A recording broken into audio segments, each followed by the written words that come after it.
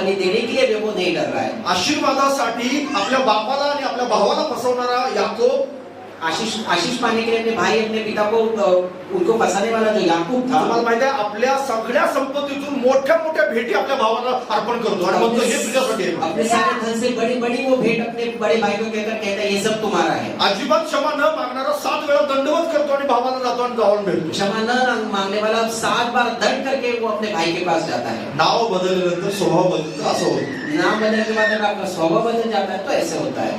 ज्यावेळेस जिवंत होता ना तुम्ही त्यावेळेस असं तुमच्यामध्ये बदल होतो. जब आप जीवित होते हो तो आपके अंदर ऐसे बदलाव आ ह्या जाते हैं. लोकांच्या जीवनामध्ये बदल झाला इन लोगों के जीवन में से बदलाव आ गए. आणि तुमच्या जीवनामध्ये बदल झालाय का कार्य करण्याच्या पद्धतीत. क्या आपके जीवन में बदलाव हो गया? आपके कार्य करने की तुम्ही नोकरी करताय त्या नोकरीच्या ठिकाणी तुमच्या कार्य करण्याच्या पद्धतीत बदल झालाय. आप जहाँ पर नौकरी करें वहाँ पे आपके कार्य करने का तुमच्या तरीका बदल घरामध्ये तुम्ही राहताय त्या घरामध्ये तुमच्या कार्य करण्याच्या पद्धतीत बदल झालाय. आपके घर में आपके कार्य करने की रीति में कोई बदलाव